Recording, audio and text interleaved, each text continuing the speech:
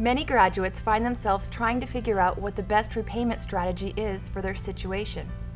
This decision can be a bit confusing because choosing the right repayment plan depends on many factors. The amount of student loan debt, the amount of credit card debt, and other financial obligations, as well as the amount of income that will be earned, are all considerations that go into selecting the right repayment plan. Now, there are 5 repayment plans available: standard, extended, graduated, income-based, income contingent for direct loans, and income sensitive for FFEL loans. Today we're going to only examine income-based repayment, also known as IBR, and the three main benefits of IBR, which are 1, a partial interest subsidy, 2, a postponement of capitalization, and 3, possible loan forgiveness. Now, many medical residents choose IBR because it can allow for the lowest possible required monthly payment. Beyond this feature are the 3 mentioned benefits, including first and foremost, the potential to tap into free money via a partial interest subsidy. This partial subsidy is active for only the first 3 years of repayment, during which, after each monthly payment is applied, whatever interest remains unpaid on the subsidized loans will be paid for by the government, while the interest is on the unsubsidized loan simply continues to accrue off to the side. After 3 years, the partial subsidy will be exhausted, but the value of this benefit for a medical resident ranges from $3,000 to $5,000 depending on the amount of their debt. The second benefit of IBR is the potential to postpone capitalization.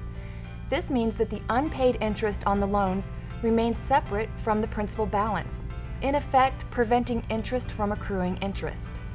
The postponement of capitalization occurs as long as 1, annual paperwork is submitted in a timely fashion, and 2, a partial financial hardship, known as a PFH, also exists.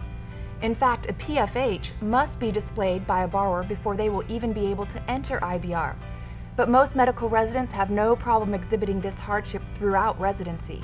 The general rule of thumb for a PFH is that it likely exists if the household income is less than the federal student loan debt.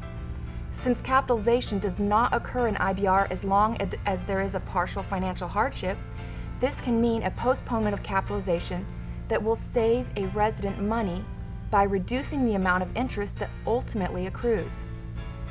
Noteworthy exceptions to this benefit include low education debt amounts or married spouses with significant joint income. In these cases, borrowers will find that they are not eligible to enter IBR. Finally, the third benefit of using IBR is the potential to obtain forgiveness of debt from one of 2 programs. One of these plans allows for forgiveness to occur after 25 years of IBR payments have been made. At that point, all remaining principal and interest are forgiven via what is currently a taxable forgiveness.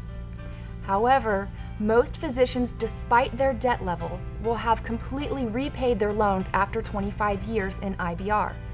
So this is not a forgiveness program that is strived for by physicians. Alternatively, a 10-year forgiveness program using IBR as the selected repayment plan also exists, and this is known as Public Service Loan Forgiveness. Under this program, after a number of factors are met, including 120 on-time required IBR payments, a borrower is able to apply to have the remaining debt forgiven, tax-free. And now that I've discussed the 3 benefits of IBR, you should understand that your monthly IBR payment will be adjusted each year based on the AGI, the adjusted gross income, for the household, and your family size. For a married couple filing taxes jointly, both incomes will be taken into consideration. In order to exclude a spouse's income from the equation, the filing status on the couple's tax return must be married filing separate. Ultimately, there are financial benefits and incentives for selecting IBR during residency, and at the very least, it is a plan that should be considered. Each medical resident should do their own research, understand their choices, and take their financial situation and future financial goals into account. For many, this plan is available throughout residency, but after selecting IBR, you find that an alternative is needed, postponing payments or changing repayment plans remain viable options. For more information on income-based repayment, check out the videos and fact sheets on the AAMC website.